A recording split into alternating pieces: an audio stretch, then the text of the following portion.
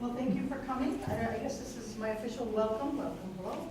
And you all know Dr. Jastram, and I'm sure he's going to introduce himself and tell us that he's been here for a long time, and that he's been involved in working with faculty and working with the promotion and rank and promotion committee for a while. So please begin and just tell us your great information up close in person.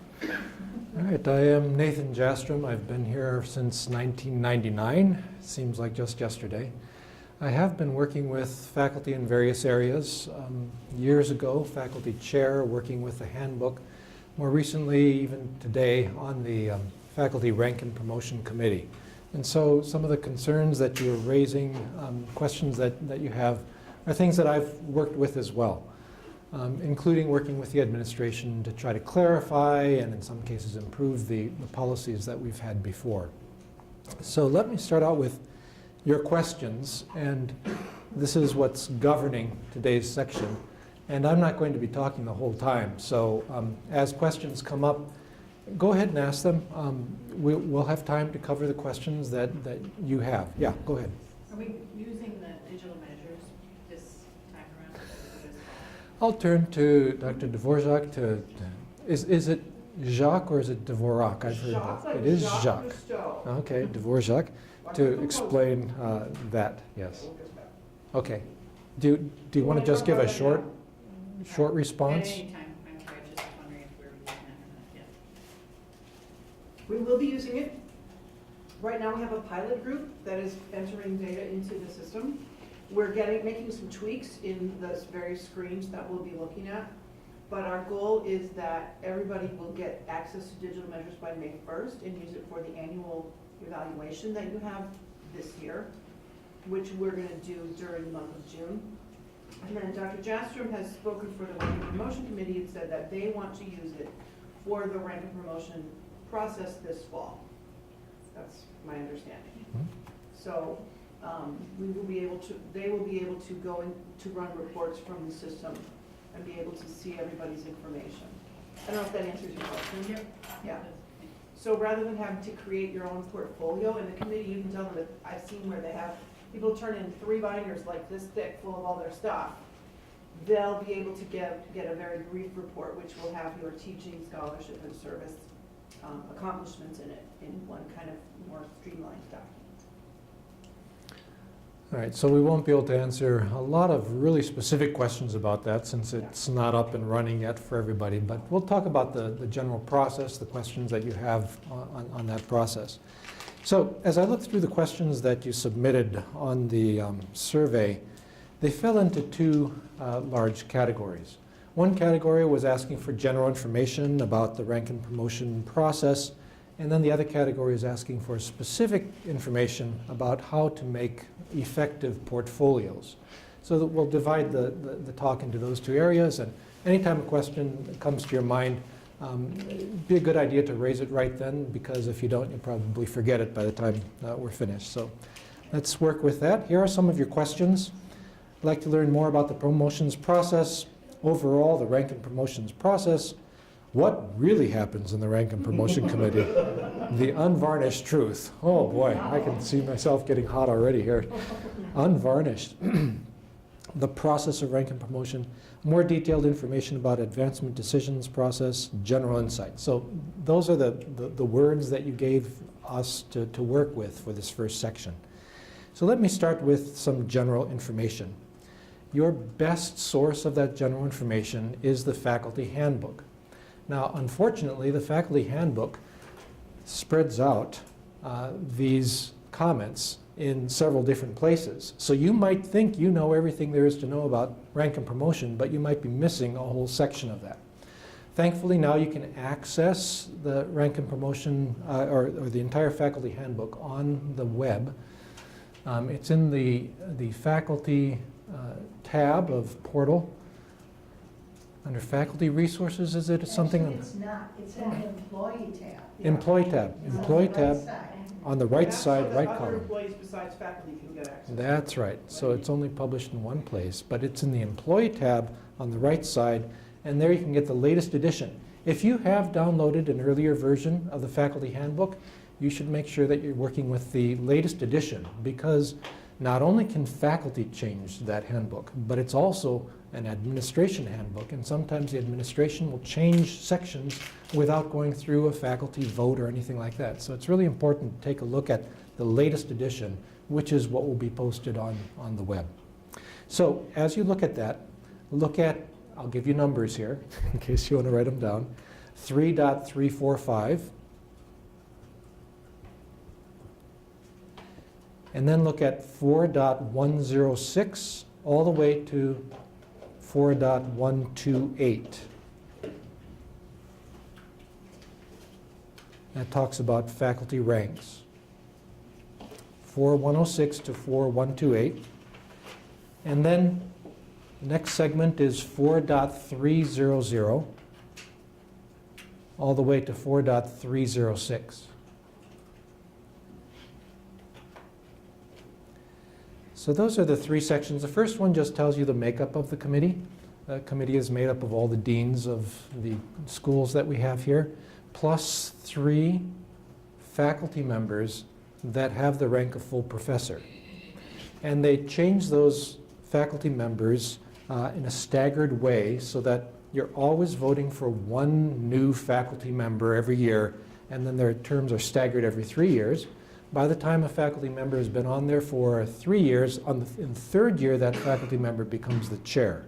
So it's kind of an orderly process for faculty members, but the one constant thing we have is, at least currently, is that all the deans are on that committee as well. I know discussions are underway whether we should continue with deans having so much of a say in a faculty committee, making a recommendation on votes, but that's a discussion that's ongoing. Currently, they are there. So the first portion, the 3.345, is on that makeup of the committee. The 4.106 to 128 section explains the different faculty ranks, how they're promoted from one to the next, what you need to be in each position and what you need to apply to the next position. So that section is really quite important. And then finally, 4.300 to 306 talks specifically about advancement in rank and what you have to have in order to advance. So, faculty handbook, extremely important to be familiar with that.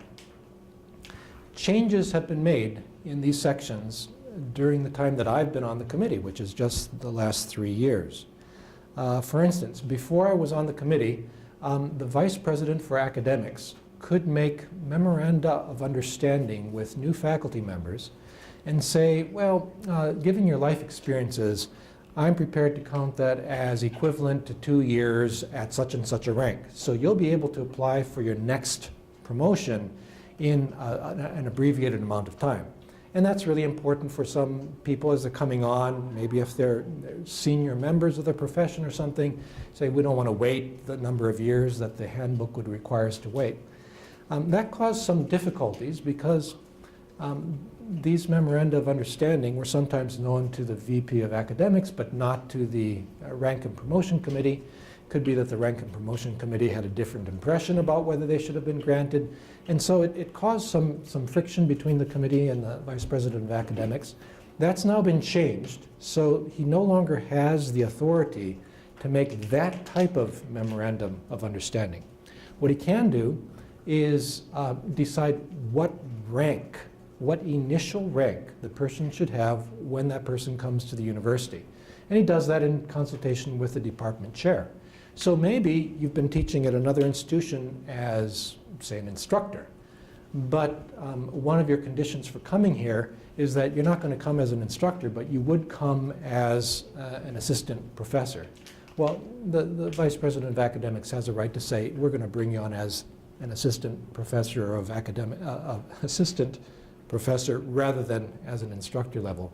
But then once the rank and promotion committee gets your next application for advancement, they'll be able to see at such and such a year you had the rank of assistant professor. So they'll count the number of years. Things are becoming a little more clear, a little more transparent in that respect. Another change that's been made since I've joined the committee is in the area of scholarship. those of you who have been around for a while know that in the last few years we've been pushing scholarship. Our institution used to push teaching as the overarching criterion that we were interested in. And scholarship was nice to have as well, but people would be advanced even without significant scholarship.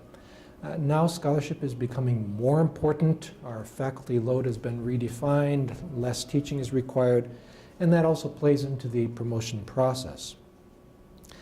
Previously, the faculty handbook said that in the lower ranks you'd need to have scholarship in one area, in the middle ranks 2 areas, in the highest ranks 3 areas of scholarship, and they listed those areas of scholarship.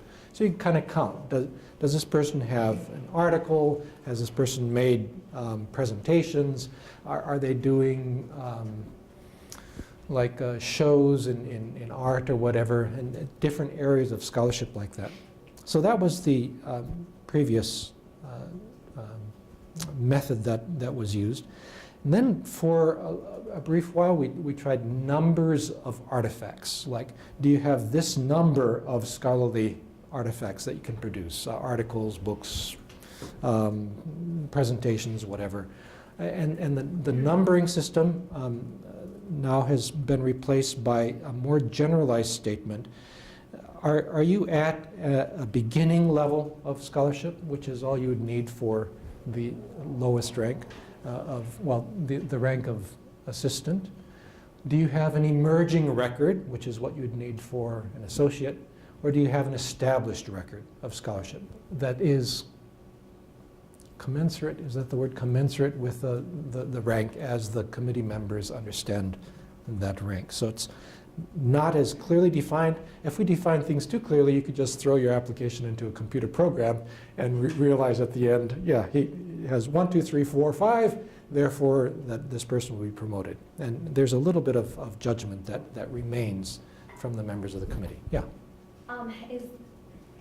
In terms of like when someone is hired on, Yeah. and what the definition of scholarship was, Right. is there any of that taken into consideration, or is everyone under the new rule when you apply? Everyone's under the new rule. Okay. So everyone being promoted to a new level should be satisfying the requirements that we have defined as necessary for that new level. I had a question Yeah. kind of related to that. So there was the thing that Leah had worked on with, like, if you're on the 27 or the 24-3, you should have this number of scholarly products. That's mainly for your year-to-year reviews though, right? That's not specifically what the committee is looking at. No, not specifically. It hasn't been worked in. That wording has not been worked into the handbook. Okay. In the future, perhaps it would be saying after 5 years, you should have 5 articles, and if we don't see 5 articles, what have you been doing? But so far, it's not been included. But the handbook does say if you're on the 20% plan, in other words, you're teaching 24 credits, you're supposed to have a product of some sort about every other year. I think those are the Right. exact words. Right. So if you are following that, then by the time you come up for advancement in rank, you should have several things that they can take into consideration. So the two are connected. And if you don't do anything in the intervening years, every other year, you're not gonna have anything to show when you come up. If you're on the 27 plan, you're still supposed to have something about every 4 years, so half as often. So that was the logic that was used when we came up with that. Yes. So in my particular situation, I was here when the school started, and so I had a lot of duties that you normally wouldn't have as an assistant professor. So how does the committee look at something like that? We weigh the different areas that are required. And sometimes more weight is given to an area where a lot of accomplishment has happened, and then correspondingly less weight to an area where there hasn't been time to do all that. And the other thing for your department is that everyone in your department is supposed to be doing 40% of their time on scholarship. So I would envision that the requirement for how much you're producing is higher, and that the committee would consider that as well. One would think so, wouldn't one? One would. The unvarnished One truth. We wanted you to tell us, the unvarnished truth. The unvarnished truth is that there is no extremely strict criterion of saying, does everybody in pharmacy have double the amount of scholarship that everybody else has? There's a general feeling that it should be that way, but very little is definite as we come to making the decision. That was gonna be my other question was, so in assessing the scholarship, then, you know, some people have very complex kind of areas relative to other, I mean, everybody's got complex areas, but you know, it's hard to evaluate one person versus the next, I would imagine. And so, Really? so how do you do that? Do you have to bring somebody in and say, oh, will you look this over and review it? If you don't have somebody, like, for instance, so Dean Arneson, my dean, is a social administrative science person, but I'm a pharmaceutical science person. So how do, you know, so if he was looking at my stuff, he probably even wouldn't, you know, understand exactly what's going on, so. I'm smiling not because you've said anything stupid. I mean, everything you're saying makes perfect sense. And I'm aware that at some other institutions, they will bring in outside consultants and they'll look through everything that you've written and make an evaluation of how good or how bad it is. We don't do that, no.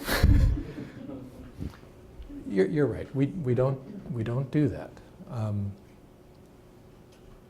And there are one reason why it's a little bit difficult to be precise on this is that the members of the committee have differing standards of what they think is allowable for scholarship. Some members have a higher standard than other members. What else? I'm not sure what else I can say on that, other than having the articles is the most important thing. Having the articles and saying something stupid in them is much less important, practically speaking. Can I write that down? I'm being recorded. This is the unvarnished Might truth. that be a place where letters of recommendation might come into play when somebody is very knowledgeable about your field? If you have an article Letter? with a nice letter of recommendation from somebody who's an expert in the field, you shoot to the head of the class. We're still creating the culture of scholarship on this institution. So what we're doing now is better than what we've done before. It is not the same as what is done at research institutions.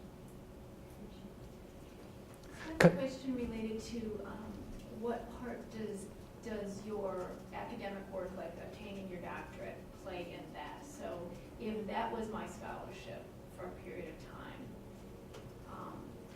how does that enter in? And does it enter in anymore? I think it used to, and I'm not sure it still does. It does only in the sense that you need a doctorate for the upper levels of appointment. You cannot be appointed to associate or full professor without a doctorate. It does not count as scholarship at the associate level because you simply need to have that doctorate. If you wanted to count as further scholarship, then you should be doing articles or books based on your dissertation. Right. That would be your, Right. Just to clarify that, can some of the work product during the course of those studies can count? Or is that all stuff after you've actually completed?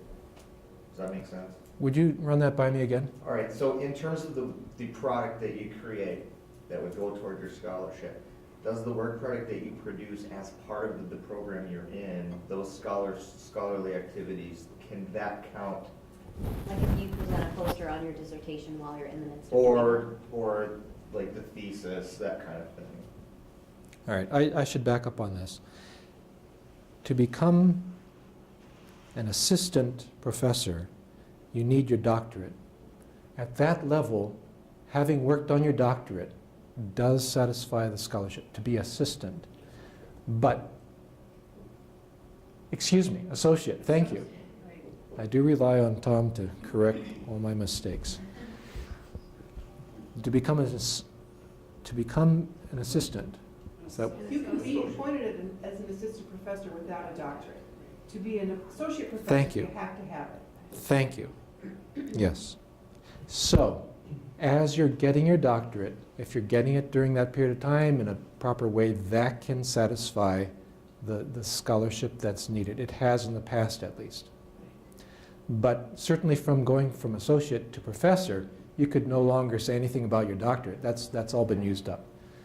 And if you have your doctorate already when you're appointed, and you aren't using your time here to complete your doctorate, then you need to be producing the works of scholarship that are on your yearly scholarship form. So yeah, there's a little bit of inequity there because some people come with their doctorate and have to produce more scholarship, where the others are working on their doctorate while they're here, and the deans have been allowing that to count as their scholarship for that Well, money. like during the time you're getting your doctorate, you're not required to continue to get, I mean, that's your 3 Right. credits. Right. So you're not required to continue to produce Right. more because Right. that's what you're Right. producing. And then, you know, any work like you're saying that you're doing throughout that doctorate then should be part of your scholarship that you can use. If Well- the faculty handbook definition of scholarship, a lot of things have now been, I think, passed. It's always best not just to rely on like poster presentations that you've done, but to get something published. Publications are the cream of the crop, and if you can get it published someplace, that looks so much better on your resume. Thank you. Yeah, go ahead. So, I've asked this before in other meetings, we've talked about it before, but sometimes, and I think in pharmacy, nutrition, medicine, and science, producing quality scholarship requires a lot more time, and in the end, you can publish one article in a very prestigious journal, and that looks better for the university, it looks better for you, it promotes better funding, outside funding sources, versus doing some smaller work, maybe less quality work, putting it out, and you can get anything published. So is there, we were to spend 4 years getting some big thing published, would that count? Would the committee understand, or if you can get a letter of recommendation to go with that article saying, hey, this is like a lot of work and this is really important, would the committee look at that and say, yeah, it's not one every other year, but this piece is really, really important and very prestigious, or more Mhm. prestigious than, like, look at impact Right. factors and things like that. Yes. Does the committee look at that at all? Yes. Or is it just, you have 4 and they're published in these piddly journals? Anyway, I mean, I Right. guess- Yes, they do look at that. In fact, in that point, your dean becomes quite important, just to clarify this is an important journal, this type of article is significant, and letters of recommendation can help there too as well.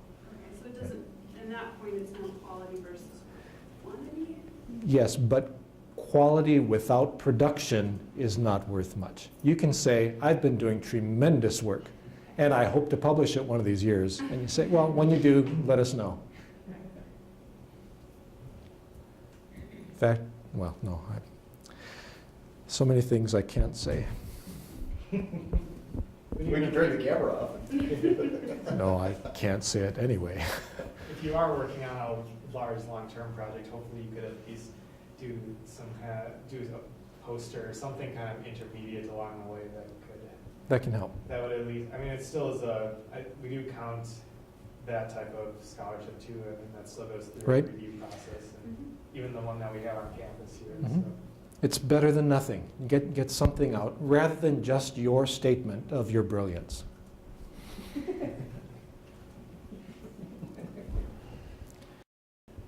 All right, so we talked about the differing standards we have for scholarship and how that's shifting, and there are differences of opinion on the committee itself.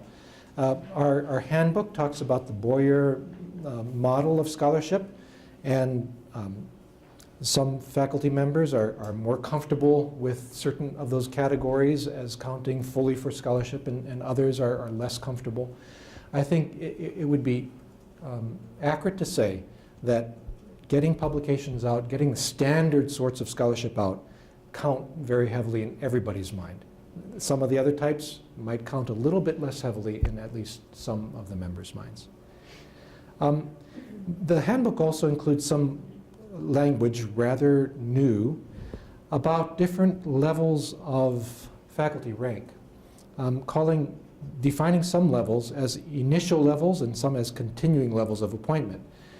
This came up to a large extent because of discussions that I had with the Vice President of Academics, trying to get our handbook to correspond more closely with our synodical handbook. As an institution of the Lutheran Church Missouri Synod, any policies we develop have to be in conformity with the policies of the larger church body. And that handbook included protections for continuing level appointments of faculty, protections that our handbook did not include. So the Vice President of Academics went through and did bring our handbook into closer conformity with the LCMS handbook. The problem is that the LCMS then changed its handbook rather drastically with regard to faculty ranks. So all the language that you read in there about continuing or initial level appointments is now obsolete from the point of view of the church. Actually, from the point of view of the church, you all have ended up with greater protections than at least some of you had earlier, because now the church does not divide into initial and continuing levels of appointment, but it says every faculty member is protected from being dismissed without cause. Previously, if you were in an initial level, you could be dismissed without cause. Now, the synodical handbook says you've got to be bad. It lists the reasons why you can be dismissed: professional incompetency, incapacity for performance of duty, insubordination, neglect of or refusal to perform duties of office, conduct unbecoming a Christian, advocacy of false doctrine, or failure to honor and uphold the doctrinal position of the synod as defined in this bylaw, discontinuance of an entire program, discontinuance of an entire division or department of a college or university, reduction of the size of staff in order to maintain financial viability, or discontinuance, merger, or consolidation of an entire college or university operation. So the last ones are talking about programmatic reasons why the university might discontinue positions, but the first ones talk about the cause that the university would need to establish for not renewing your contract. That used to be a benefit or protection provided only for those on continuing level appointments, which would be the upper levels of appointments. But as we think about the distinction between our university and some of the other research institutions, we don't have the same standards for advancement that some institutions have. But then again, we also don't kick people out like some other institutions do for those same reasons. So kind of a different culture on campus. I'm not sure how it would turn out this year. Last year I was told we would no longer need to sign contracts every year, the rollover contracts, in kind of consonance with this idea that you can just expect to continue to be employed unless cause is shown for getting rid of you. But we'll see how that turns out. I was just told that that would be a change that would be made. All right, so going on with other more specific ideas. The Rank and Promotion Committee, you should understand, only makes recommendations. We do not make the final determination. We pass on our recommendations to the Vice President of Academics. He then can agree with our recommendations or disagree with them as he passes them on to the President. And the President can agree with or disagree with the recommendations that come before. Every year that I've served, there have been disagreements between the committee and the administration, and in that case, the administration gets its way. Sometimes the committee has thought that the basics were not fulfilled, and the administration has said, well, we think that there's special circumstances that say this person should be advanced in any case.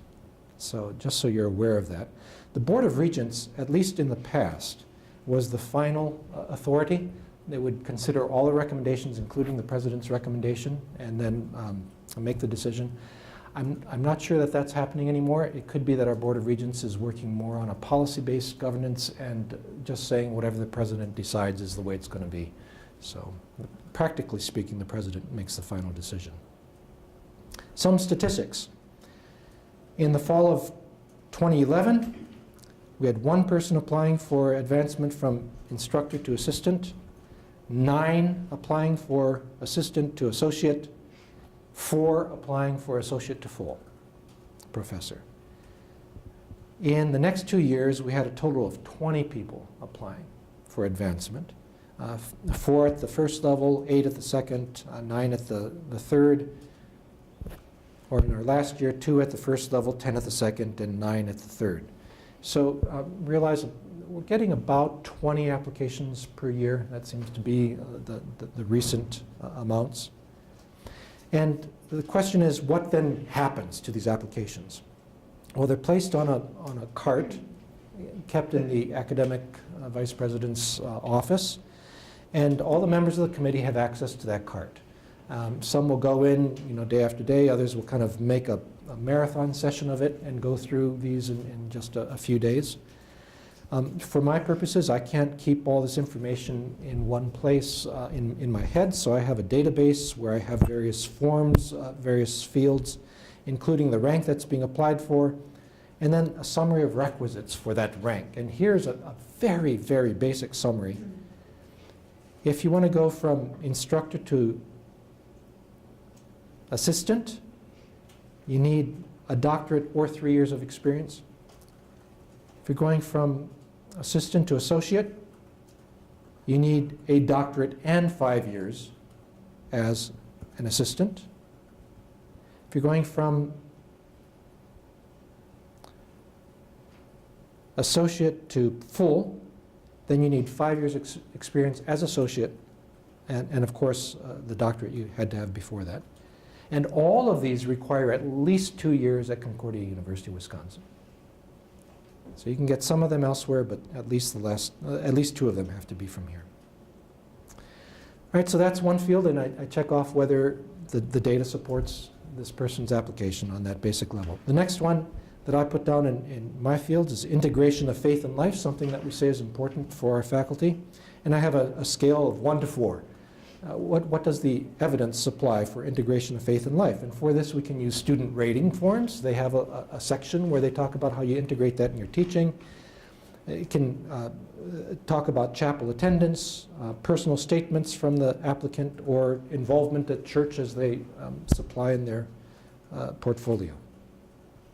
The next segment is teaching effectiveness, another category that we require. Again, I rate that on 1 to 4. And here, student rating forms are very important. They're not the only thing, but student rating forms. And this last year, we asked Paul Wankren to rate the applicants in a comparative fashion across all the faculty of the university and across just the faculty in their own discipline. So we can see, and he has nice color coding that he can use, so we can see whether you're in a green level or whether you're getting toward a red level that might be kind of dangerous for various ratings. Yeah. How far back should we go in with our course evals? There is no set limit. 5 years or back? If you go 5 years, that's plenty. Yeah. A couple years is all right. If Under the new format, they'll be included in there automatically, right, Pia?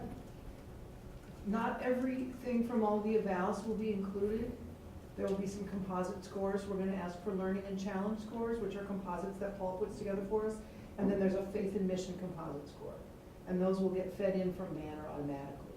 But not all the comments and not all the ratings in every single category. But when we're addressing it in our portfolio, we should look back the full 5 years. 5 years, I think, would be the maximum. Yeah. If you have really good results from last year, and if you taught a standard number of courses, even 1 year would work, but 5 years I think would be a maximum. I have a question. Yeah. This might be something for Leah too. So a lot of my teaching year over year is in labs, and we don't review those anymore. And some of them are labs where I don't teach the lecture component of it, so like that doesn't show up in my evals.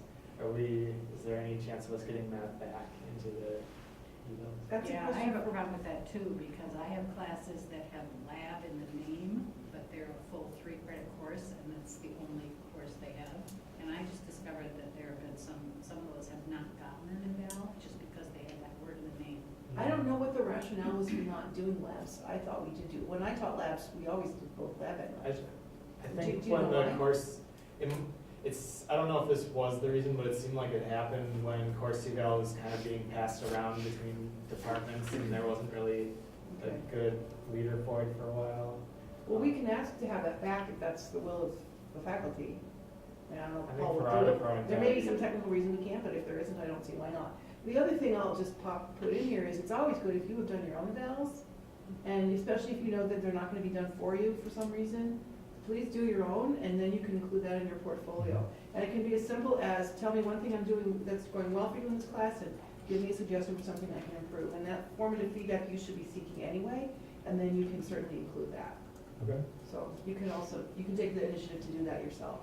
But I will check with Paul and find out if there's a reason we couldn't do as we should be. Okay. Yeah. I have a question Yeah. related to the comparison to everyone else. So like, for example, I've been teaching, I have core courses that I teach, but then, somebody goes on sabbatical, okay, I'll pick that one up as overload, or, I just teach that one, we need somebody to fill in until the next turnover. Right. So I have like a good 5 or 6 classes over the last few years that I've just taught once. So it just doesn't seem like, you're just teaching it that one time, you really haven't gotten your feet real wet, you're teaching somebody else's stuff, you just kind of say, so it's not really your own. So that's all part of the mix. Mhm. And that's where you'd want to include some sort of comment in your portfolio. Okay. We'll get the data one way or the other, and if it turns out that there's a good explanation for data being poor here, say your spouse has died during that semester and you couldn't meet with a class the whole time and you're emotionally wrecked, that does make a difference. But there should be other courses that illustrate, your expertise, the ability of teaching that you have. What if your spouse really didn't die?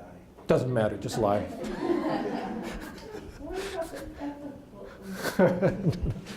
He's a theologian, he can do anything. Thank you. Don't Yep. kill your spouse just to get an Make note of that. No, lying is better than murder. Don't. Right? Yeah. Okay, so far we've gotten, do you have the basic requirements? Do you have integration of faith and life? Do you have teaching effectiveness? Then collegial feedback. You're supposed to get some support from colleagues. If you've just been a creep every meeting, if you haven't been doing your work in the department, if everybody hates you, that's a problem for advancement. He's in trouble then, you said. Well, yeah.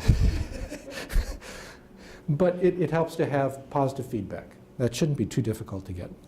And then I have a category called... Letters is recommended. Don't go overboard. The handbook says 2. Yeah, that's not fair. 2 is minimum, probably 2 to 5, somewhere like that makes some sense. But we just don't have time to read everybody who loves you and all the various reasons why. Then the next category I have is service, again rated from 1 to 4. Have you been on faculty committees? Have you been on task forces, programs, institutes, off-campus organizations, either in the community or in your field of study? Make sure that you're getting some service. There should be something. I mean, I realize that some of these committees you need to be elected toward. You might be willing, but then not asked to join. Go out of your way to get on something. If not a faculty committee, some sort of task force, some departmental initiative, whatever, do some service. And then I have an area for scholarship. And again, our standards have gone up and down on that. Different people interpret that different ways, but get something in there that supports your scholarship. All right, and then another category I have is the dean's recommendation. That is a requirement. I don't know why, and I wish that we'd change this. You should be required to have your department chair's recommendation. But now we don't require that. It's nice to have it, but it's not required. The dean's recommendation is required. If it's not there, if your dean for some reason has difficulty with you, it's good to work that through with your dean, and that's an important part of the application. And then finally I have a category for miscellaneous, in case you've done something that doesn't fit anywhere that could influence the decision one way or the other. So that's from the point of view of someone who's looked through a bunch of these. It is a lot of work. It takes hours and hours, and currently every member of the committee is responsible for looking at every application as well as he can. And we obviously can't read everything in those portfolios, and some of them, like Leah said, just stack up with like 3 big folders, and sometimes we get books and articles in addition, and we think, sorry, we just can't do that. So let's go to what we can do, and that takes up with the second round of your questions. Here are how you worded your questions for the second. One quick question. Yeah. I know know, and I've heard lots of like controversy about student letters. Yes. So it sounds like maybe if you have one or two, or maybe you have a student write a letter, but not including all these notes and letters and emails, right? I can only say my own impression of that and a comment that I heard, which is not confidential in this case, that student letters don't matter much. Yeah, okay. Student evals speak to how you're communicating. Any department chair who's looked at student rating forms realize that the worst teacher can have some students saying, this is the best teacher I've ever had, and some good teachers have students saying, he made us work too hard, I hate his guts. Okay, awesome. So the numbers on the student ratings are more valuable than individual comments from the students. Yes. Can I just ask a question? You were talking about like 1 to 4 and whatever. Yeah. Does that mean that altogether they add up to some score? Or how are the relative categories weighted? Like Thank you. is scholarship more important than service? When this comes up for discussion in the committee, after we've all done our evaluations and ratings and so forth, and the system that I use is not uniform. The deans are welcome to use whatever rating categories they feel are very important. But they form the basis of my discussion of my ratings for that instructor. I will, in the end, say whether I think that person deserves to be advanced in rank. And when I say that, I'll say, based on the high scores in this area or that area, I think they kind of balance out with the lower score you might have had on this area.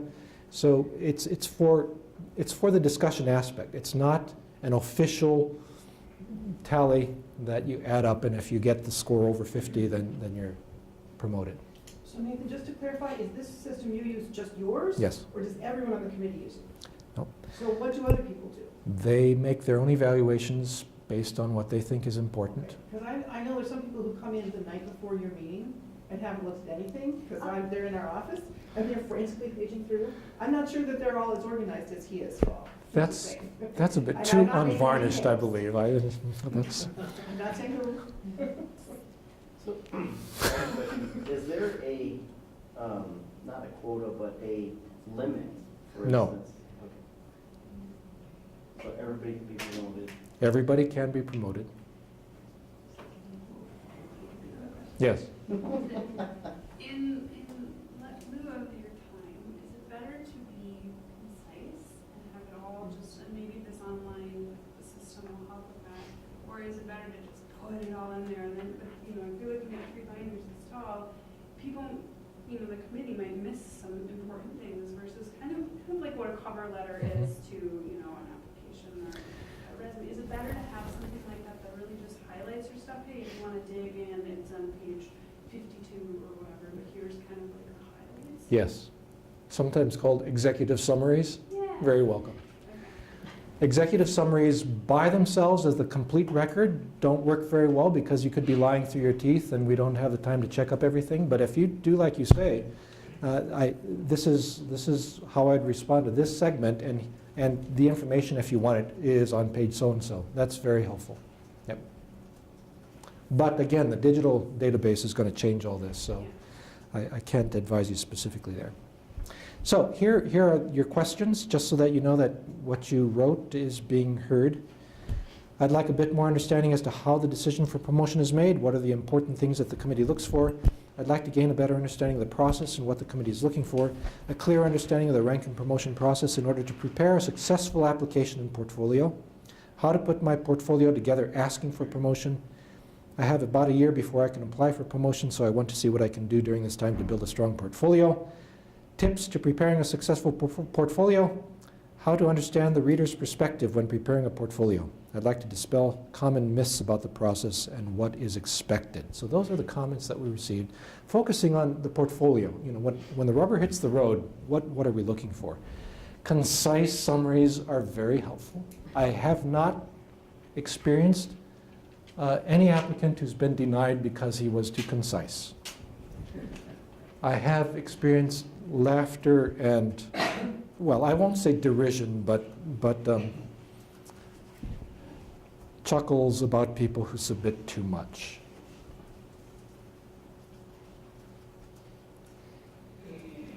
So my comments are massive folders, normally are not helpful. As I said before, each of us is responsible for going through each of the 20 applications. I spend days doing it. I assumed everybody else was, but I hear that that's not the case. Another reason to be concise. Yes. Time is precious. And just to be fair, I should say that not everybody comments on every application. So it might be there is some self-selecting going on. You can expect your dean to be aware of your application, to be aware of who you are, your qualities. And sometimes the dean, usually the dean comes out with the case for approving this person. And then others of us respond as we feel moved to respond to that recommendation. That's the normal way things are going along. Every once in a while, one of us will bring up a problem, and others will say, I don't remember seeing that. And so we'll bring out the applications, the portfolios, and look and see which one has the incorrect impression, and we'll try to clear that up so that we all are going on the same assumptions as we make that decision. But we will talk about individual applications. Normally, at least in the last couple of years, it's been this, that the dean will make the case to the members. The chair will ask, especially for contrary opinions, is this going to be a problem for anybody? If so, why? If it's not going to be a problem, let's not discuss for 20 minutes how great this person is, because we got a lot of people to go through. So there is a bias toward approval, and it's kind of like there should be cause for saying no, because it does hurt people, it causes dissension and so forth. And we need to be careful to have at least one stated reason why the committee cannot forward this recommendation for approval. So sometimes those discussions don't take very long at all because everybody can see the portfolio has been put together so well, so concisely, all the evidence is there, just won't be any need to discuss it. Other cases, there will be disagreement. We do vote on every application, and sometimes the votes are very close. A tie vote means it's not approved. You have to have a majority voting for approval. But you have 9 people, so why would you ever have a tie? Because not everybody is there every minute of the discussion. And not everybody needs to vote. Some can abstain. Okay. So we count the yeses, we count the nos. If they're equal, it does not advance. If the yeses outweigh the nos, it does advance. Question. Yeah. So if it doesn't advance, is the applicant able to reapply the following? Yes.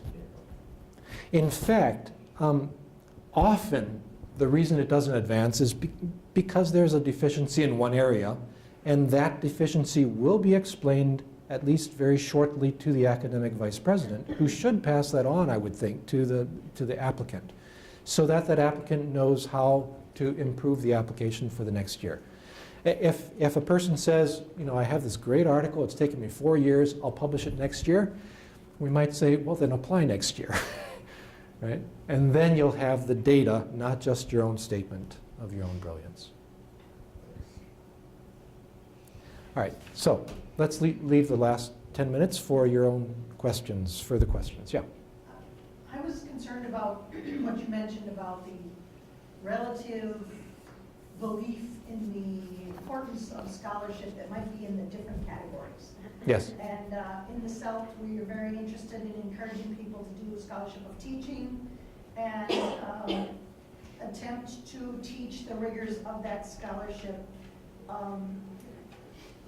I know, though, that the actual results of people's evaluation, because I did a scholarship project on this very thing, is that it's the people's opinion about scholarship rather than what the policies of the institution that are more likely to influence their beliefs about this. And I guess what I'm wondering is, could we influence the beliefs of the committee by informing them better about the different kinds of scholarship? Do they need more information? Do they need to be encouraged that the scholarship of teaching is as valuable as the scholarship of discovery, which is the basic research that we're talking about? I'm not sure that teaching is all that will be required, but perhaps persuasion of the truth of your statement. I know that our documents, our handbook, do define 4 different areas of scholarship and clarify that they are scholarship. I'm not sure that there's any statement that they are all equally important. And I think that's where we'd have the disagreement on the committee. I know that people have been advanced for non-traditional scholarship when they've applied at Concordia. I do also know that there's less disagreement in the more traditional forms of scholarship as being very important. So there's disagreement on some of these things rather than simply ignorance.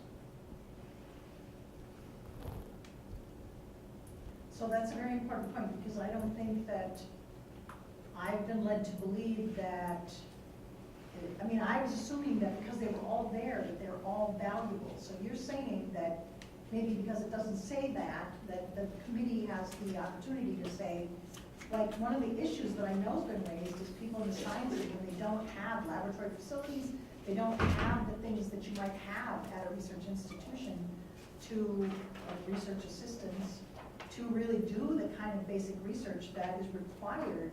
Those people are then encouraged, at least if I was talking with them, I would encourage them to do something about teaching, since we are a teaching institution. So to tell me that that is not as valuable as basic research is sort of a fundamental flaw to me. The question that would have to be discussed is the relativity of value. Not that it's not valuable at all, and if that's what the person can do while they're here, that's certainly far better than not doing any scholarship. But the question is, if you have one applicant that has some more traditional scholarship and you're trying to weigh it, if there's some discussion of what is appropriate for that rank of faculty, then the committee does have the duty to evaluate rather than simply to count.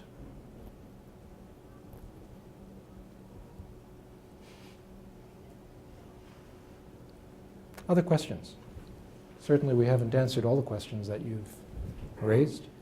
What percentage get turned down? That's an interesting question. I'm not sure that I can answer that question for a couple of reasons. One, if a faculty member is not recommended by the committee, but then is recommended by the president and ends up with the rise in rank, I'm not sure that process is public information.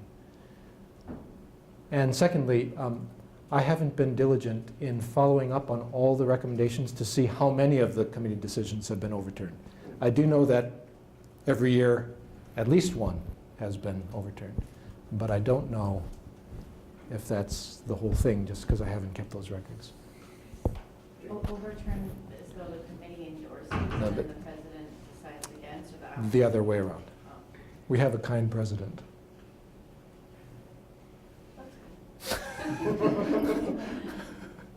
So maybe you could clarify, though, what you're talking about is that once the committee passes along the recommendations, there is an appeal process then? Yes. Within that same year. So if I get the letter from the committee saying that I've been denied, or from the vice president saying, you know, your application's been denied, that's confidential information at that point, because I still have an opportunity to appeal before the end of the year when the announcement's made, these are the people that were promoted. Right. So could you say anything about that appeal process? I mean, what, is that written in the faculty handbook? It is written in the faculty handbook. It's under section 4.304. It's in the big portion of the table where it says, in bold letters, if an applicant has not met specific requirements of time or degree, no appeal would be considered. That's bolded. You'd think that that would mean that's held in every case. That also is not held in every case. Next, it goes on to say, if an applicant has met the basic requirements, the appeal should be made first to the dean of the school. The dean will provide a written summary of that meeting to the senior vice president of academics. If the appeal process continues, a meeting with the senior vice president of academics will be conducted, and a written summary of that meeting with the candidate and the senior vice president of academics, along with a summary of the meeting with the dean, will be passed on to the president. If the appeal process continues, a meeting with the president will be made and a written summary of that meeting provided to the dean of the school, the senior vice president of academics, and the rank and promotion committee. Here it says the Board of Regents will make the final decision based on the information provided by the president, but whether that actually happened in practice or whether the president simply decides is a bit uncertain to me. It's probably on the consent agenda, which means that if nobody objects, it's just automatically passed. I see. That would be my guess. So technically, they are doing it according to the handbook, but they're not really discussing each person.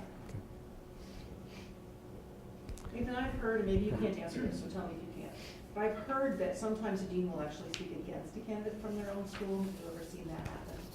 Can you not say? As long as it's not saying any specific cases. I think you just did. I think this smile says a lot. Okay. I think it's important for people on the committee to have their individual comments preserved confidential. I know that you're not asking about a particular person. I guess I'm just wondering if that's true, then why would a dean even let somebody come up for advancement? Well, I can give you hypotheticals, Okay. if that would be helpful. The dean is required by handbook policy to provide a recommendation. The handbook policy doesn't require him to provide a good recommendation. He can recommend that you not be advanced. That's a possibility. I haven't seen such a recommendation. I have seen stronger positive ones and weaker positive ones.